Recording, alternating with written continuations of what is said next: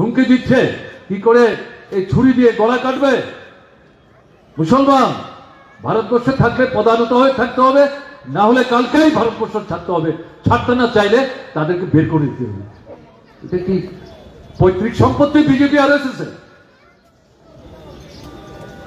স্বাধীনতার শত্রু যারা, ব্রিটিশের যারা পদলাভন করেছে, স্বাধীনতার সংগ্রামে যাদের কোনো ভূমিকা ছিল না, সংবিধান তৈরিতে যাদের ভূমিকা ছিল না, তারা এই সমস্ত কথাবার্তা বলছেন। কবে ভারতবর্ষটা আপনারা কিনে নিয়েছেন? কেন্দ্রের সরকার করছেন। 10-12টা রাজ্যের মধ্যে আপনারা রাজ্য সরকার চালাচ্ছেন এককভাবে অথবা অন্যদের সঙ্গে নিয়ে। এটা ভারতবর্ষের গণতন্ত্রের দুর্বলতা। বিজেপি যে রাজনৈতিক দল বলো, এটা তাদের সাংগঠনিক দুর্বলতা, দৃষ্টিভঙ্গির দুর্বলতা, ঐক্য সংহতি গড়ে তোলবার দুর্বলতা। এটা আপনাদের সাফল্যটা, আপনাদের শক্তি না। আপনারা যেই কথাগুলো বলছেন এগুলো আপনারা নিজেদের দুর্বলতাকে আপনারা সামনে আনছেন। আপনারা বললেই ভারতবর্ষ ছেড়ে চলে যাবে সবাই। এরা আপনাদের কেনা গোলাম। ইচ্ছা হলে বাড়িতে রান্না বান্না করতে রাখবেন, ইচ্ছা না হলে পরের দিন ঘাট ধাক্কা দিয়ে বাড়ি থেকে বের করে দেবেন। এটাও এখন করা যায় না। ত্রিপুরা এটা বন্ধ হয়েছে বামফ্রন্ট সরকার আসার পর। বাড়ি থেকে বের করে দিয়ে গেল 1 মাসের আগাম বেতন দিয়ে, ভালো করে বুঝিয়ে বলতে হবে এই কারণে আপনাকে বা তোমাকে আমাদের ছাড়তে হচ্ছে। এটা চাইলেই করা যায় না। আর ওরা মনে হচ্ছে যেন ঘাট ধাক্কা দিয়ে ভারতবর্ষ থেকে সংখ্যালঘু অংশের মানুষ, বিশেষ করে মুসলিমদেরকে তারা তাড়িয়ে দেবে। কি ব্যাপার চলছে নাকি? এটা সন্ত্রাসবাদের বিরুদ্ধে ভূমিকা। এটা পরোক্ষে সন্ত্রাসবাদী যারা এই আক্রমণটা করলেন তাদের হাত শক্তিশালী করা হচ্ছে। তাদের এই আক্রমণ এটা গোটা কাশ্মীরের বিরুদ্ধে, কাশ্মীরের জনগণের বিরুদ্ধে।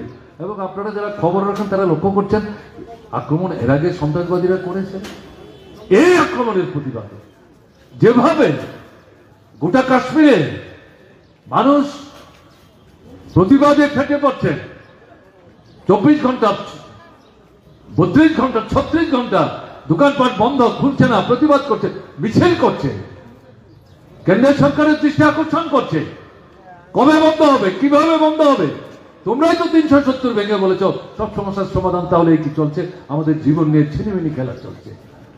মুখের ভাত কেড়ে নিচ্ছে, ব্যবসা বাণিজ্য বিধ্বস্ত হচ্ছে, আয় উপার্জন ভবিষ্যৎ অনিশ্চিত। বাঁচব কি করে আমরা? এরকম একটা জায়গায় দাঁড়িয়ে কোথায় সন্ত্রাসবাদীদের বিরুদ্ধে ঘৃণা, কোথায় কাশ্মীরের মানুষের পাশে দাঁড়িয়ে তারা যে সাহস করে এগিয়ে আসছে, তাদের সাথে হাত মিলিয়ে এগিয়ে যান, আমরা আছি, একসাথে মিলে এই লড়াই লড়বো আমরা। এই কথা বলার পরিবর্তে উল্টো দিক থেকে প্ররোচনামূলক একতা সংহতি তাকে দুর্বল করবার জন্য সন্ত্রাসবাদীরা যারা এই একতা সংহতিকে দুর্বল করার জন্য আক্রমণটা সংগঠিত করলো, তাদের হাতকে শক্তিশালী করার চেষ্টা করছে। এর বিরুদ্ধে আমাদের কিন্তু প্রতিবাদে সোচ্চার হতে হবে।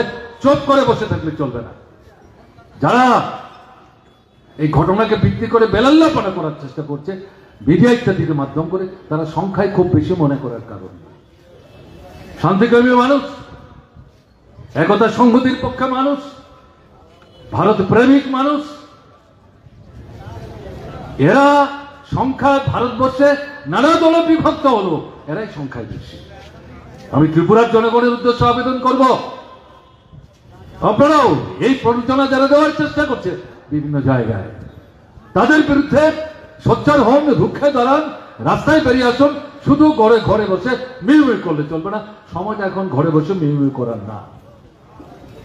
এই লড়াই যদি ঠিকঠাক মতো আমরা করতে না পারি, তাহলে এই যে এখানে আমরা বলছি মার্ক্সবাদী কমিউনিস্ট পার্টি খাদ্যের দাবি, রোজগারের দাবি, উপার্জনের দাবি, রেশনের জিনিসের দাবি, এই দাবি লড়াইটা করব কি করে, কিসের ভিত্তিতে করব, কোন মাটিতে দাঁড়িয়ে করব? এই কারণে আমি কথা দিয়েই আলোচনাটা শুরু করতে চাইলাম। কাজেই এখানে ধর্ম, বর্ণ, সম্প্রদায় নির্বিশেষে ভারতীয় হিসাবে আমাদের একতাকে, সংহতিকে চোখের মনে যত রক্ষা করতে হবে।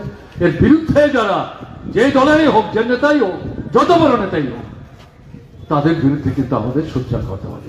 এর কোনো বিকল্প নাই। আমাদের ত্রিপুরা লক্ষ্য করে যাচ্ছে এরা সন্ত্রাসবাদ শিখাবার চেষ্টা করছে। শুনছিলেন আপনারা আমার আগের দুজন বক্তার কাছ থেকে?